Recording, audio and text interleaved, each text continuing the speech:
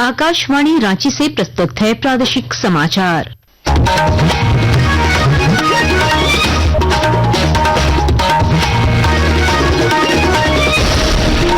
नमस्कार, प्रादेशिक समाचारों के साथ मैं कामिनी। पहले मुख्य समाचार। आपातकाल की 50वीं वर्षगांठ पर केंद्रीय कपड़ा मंत्री गिरिराज सिंह और केंद्रीय महिला एवं बाल विकास मंत्री अन्नपूर्णा देवी ने कांग्रेस की तीखी आलोचना की। आपातकाल को बताया लोकतंत्र की हत्या। राज्य सरकार पर भी साधा निशाना। राज्य में नशामुक्ति अभियान का हुआ सफल समापन। नशामुक्ति से जुड़े पोर्टल का हुआ शुभारंभ। राज्यव्यापी प्रयासों से 12,000 से अधिक जागरूकता कार्यक्रम हुए आयोजित। पूर्व मुख्यमंत्री रघुवर दास ने राज्य सरकार पर आदिवासी समाज के साथ विश्वासघात करने का लगाया आरोप। कहा, पेशा कानून नियमावली लागू करने में सरकार नाकाम। एसीबी ने रिश्वतखोरी के अलग अलग मामलों में धनबाद और लोहरदगा में की कार्रवाई। 2 कर्मचारी रंगे हाथ हुए गिरफ्तार। और मौसम विभाग ने राज्य में भारी बारिश और वज्रपात का जारी किया अलर्ट। गरज चमक के साथ तेज हवाएं चलने की संभावना। और अब समाचार विस्तार से। आपातकाल की 50वीं वर्षगांठ पर केंद्रीय मंत्री गिरिराज सिंह ने पुराना विधानसभा भवन में आयोजित मॉक पार्लियामेंट और प्रदेश भाजपा कार्यालय में कांग्रेस पर तीखा हमला बोला। उन्होंने कहा कि इंदिरा गांधी के शासन में लोकतंत्र की हत्या हुई थी और आज की 105 करोड़ युवा आबादी को आपातकाल की सच्चाई जाननी चाहिए। 50 साल पहले देश के अंदर जो इमरजेंसी लगा, आपातकाल लगा, लोकतंत्र की हत्या हुई। आज की युवा पीढ़ी को ये जानना जरूरी है कि भारत की लोकतंत्र सबसे पुरानी लोकतंत्र है। इंदिरा जी जब से प्रधानमंत्री बनी वो वंशवाद की उपज थी। लोकतंत्र और वंशवाद एक दूसरे का पूरक नहीं हो सकता। प्रदेश अध्यक्ष बाबूलाल मरांडी ने भी कार्यक्रम में लोकतंत्र की रक्षा के लिए युवाओं से राजनीति में सेवा भाव से जुड़ने की अपील की।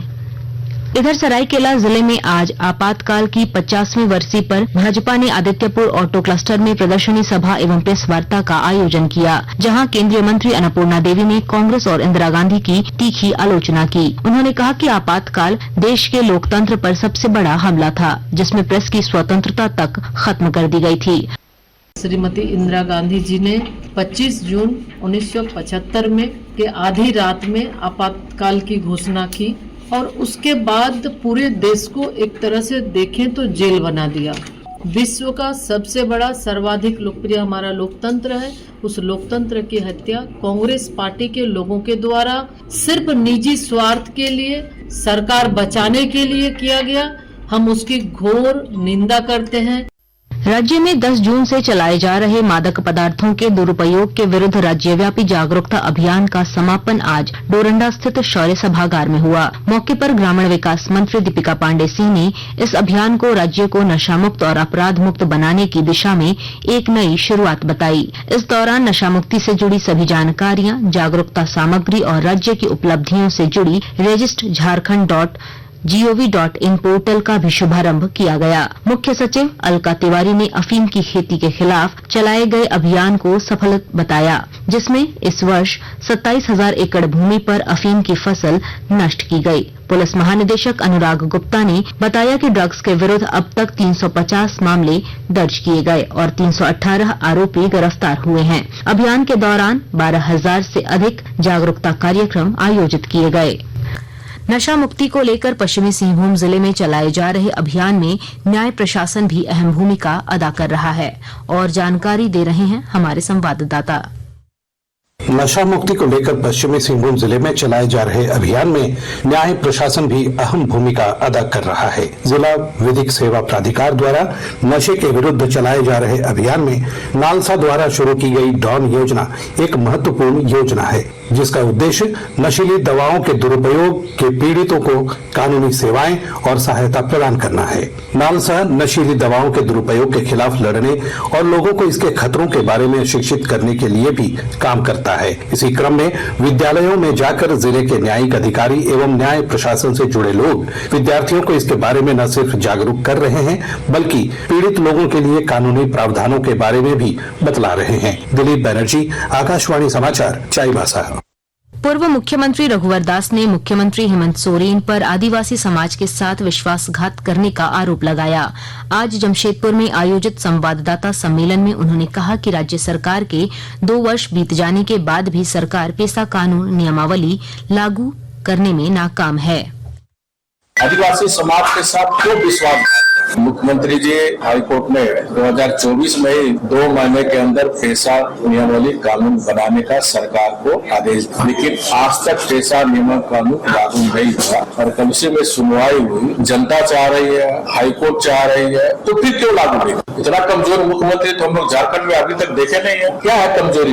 क्यों चुप है आप? मुख्यमंत्री जी बताया। उपराजधानी दुमका में हूल दिवस के अवसर पर आज से हूल पदयात्रा की शुरुआत की गई, जिसमें बड़ी संख्या में समाज के विभिन्न वर्ग के लोग शामिल हुए। सिद्धो कान्हू की प्रतिमा पर माल्यार्पण और संताल विद्रोह के नायकों को श्रद्धांजलि अर्पित कर पदयात्रा दुमका से भोगनाडीह के लिए रवाना हुई। जामा विधायक लुइस मरांडी ने इसे आदिवासी अस्मिता और सामाजिक सौहार्द का प्रतीक बताया। 30 जून को भोगनाडीह में समापन समारोह आयोजित किया जाएगा। आकाशवाणी के ताजा तरीन समाचारों के लिए आप हमारी वेबसाइट newsonair.gov.in पर लॉग ऑन कर सकते हैं। ताजा समाचार X handle @AIR news alerts और Facebook page all India radio news पर भी उपलब्ध है। आप प्रादेशिक समाचार एकांश के X handle @AIR news _Ranchi और Facebook page Akashvani news Ranchi, Instagram page तथा YouTube channel AIR news Ranchi पर भी हमारे बुलेटिन सुन सकते हैं। प्रादेशिक समाचार आप आकाशवाणी रांची से सुन रहे हैं। धनबाद में एसीबी की टीम ने भूमि सुधार उप समाहर्ता कार्यालय में छापेमारी कर कंप्यूटर ऑपरेटर अनीश कुमार को 15,000 रुपए रिश्वत लेते रंगे हाथ गिरफ्तार किया। आरोपी ने म्यूटेशन अपील की फाइल आगे बढ़ाने के लिए रिश्वत मांगी थी। एसीबी के एएसपी विनोद कुमार महतो ने बताया कि शिकायत की जांच के बाद आरोपी को पैसे लेते पकड़ा गया और कई दस्तावेज भी जब्त किए गए हैं।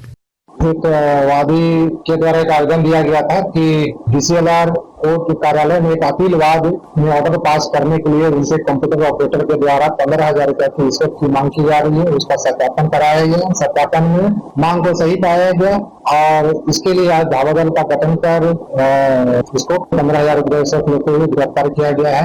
इधर लोहरदगा में एसीबी रांची की टीम ने विशेष प्रमंडल में कैशियर वरुण कुमार को 4,000 रुपए घूस लेते रंगे हाथ गिरफ्तार किया। आरोपी ने आंगनबाड़ी जीर्णोद्धार योजना की फाइल भुगतान के लिए रिश्वत मांगी थी।